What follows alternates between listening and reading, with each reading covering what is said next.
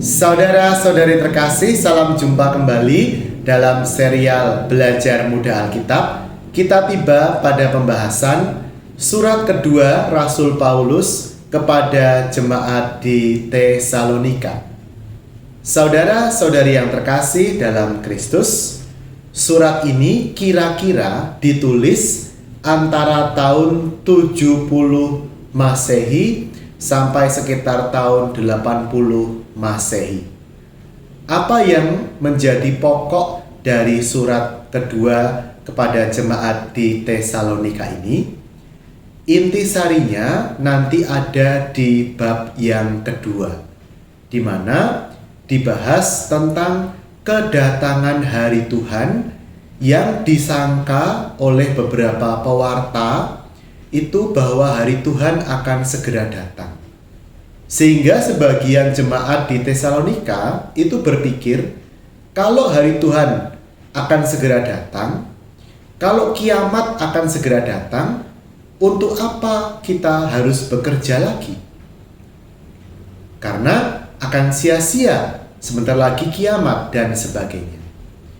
Saudara-saudari yang terkasih dalam Kristus, apa yang menjadi titik pokok utama permasalahan tentang kapan datangnya hari penghakiman Tuhan atau yang lazim kita sebut sebagai hari kiamat itu selalu berulang dari waktu ke waktu. Kita masih ingat misalnya dulu di awal tahun 2000 ada ketakutan juga bahwa akan terjadi kiamat.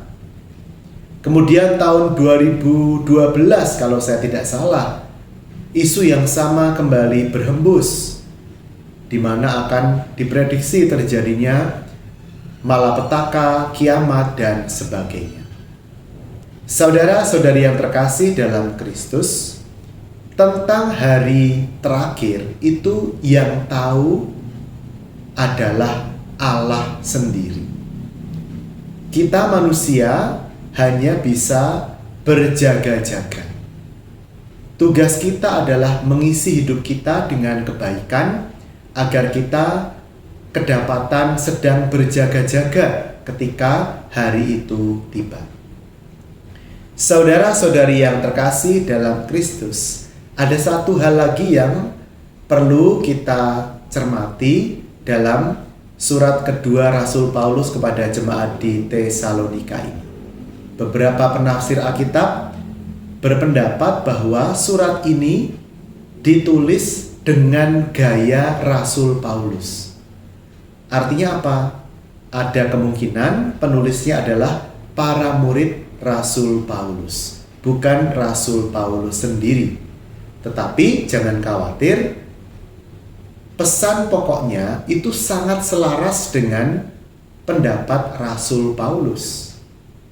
Dan isinya sangat baik, yaitu untuk membina iman kita seturut warisan rohani rasuli, termasuk Rasul Paulus itu sendiri.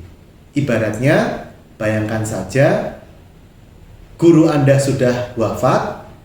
Nah, sekarang Anda yang meneruskan nasihat-nasihat yang pernah Anda dengar dari guru Anda yang sudah wafat itu.